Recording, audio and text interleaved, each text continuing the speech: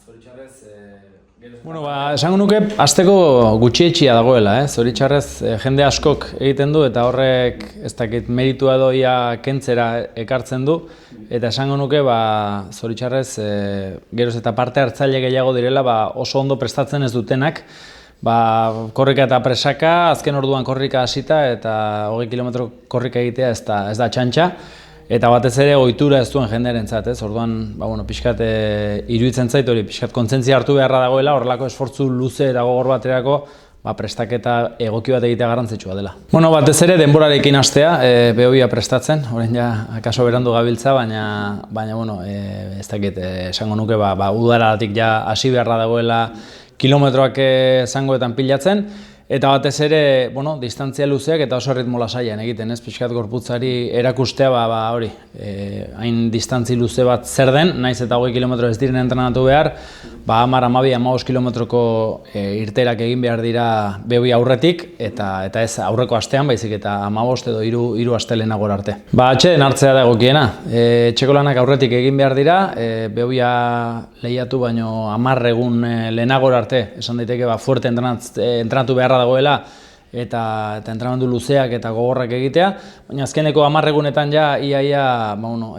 atxeden hartzea izan behar du, entrenamendu lasaiak egin eta batez ere, azkeneko 2 egunetan, hori, alik eta lo gehien egin, alik eta egokien jan, garbi jan, batez ere karbohidratoak edo gero lasterketan beharko ditugun elikagai horiek, Eta hori atxeden hartzea azken finean. Batez ere, hasi berri lasai hastea. Esperientzia dutenek badakite zein erritmotan joan beharra daukate, entrenamendu saioetan ikusi dute beraien gorpuzkea nola dagoen eta zenbat estutu behar duten, baina hasi berriei eta esperientzi asko ez dutenei batez ere lasai hastea, oso lasterketa luzea delako, eta esan daiteke, erdira iaia konturatu gabe iritsi behar direla, eta azkeneko erdi horretan, poliki, ez dakit ez dutzen joan, baina bintzat nekea pilatzen hasiko da, eta gorputza gainbehera etorriko da. Oso azkar egiten dutenak, ordueten aritzen direnak,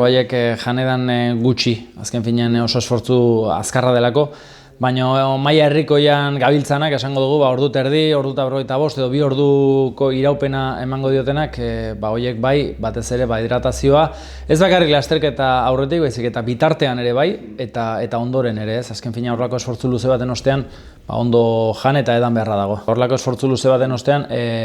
aurreneko ordu betean ondo hidratatu, izerdi asko egiten delako eta likido asko galtzen dira, badiru diego haizea ongo dela, horrek egingo du gainera, pixkat astuna izatea,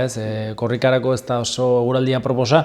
eta likido gehiago galtzen dira, hortaz lasterketa amaitutakoan, lehenbailen likidoak ondo edan, eta gero orduetan berriz ere hidratoak sartu ez, azken finean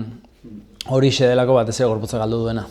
Korrika gainera esango nuke jendeak helburu bezala denbora bat jartzen duela bere buruan, eta denbora hori oso aldakorra da egiten duen eguraldiaren baitan. Eta esango dugu hego-haizea dela dagoen eguraldik txarrena korrika ibiltzeko, temperatura altuegia delako, haizea ere aurpegiz izaten dute kilometro askotan hego-haizea baldin badago, eta zentzu horretan segurazki norberak buruan dituen markak lortzeko aukera ez dute izango, eta ez frustratzea, azken finean eguraldia ez dago gure baitan, eta tokatzen dena tokatuta horri aurre egin behar zaio eta bintzat konsiente izan, denbora apalago egitea normala dela eguraldiaren eraginez.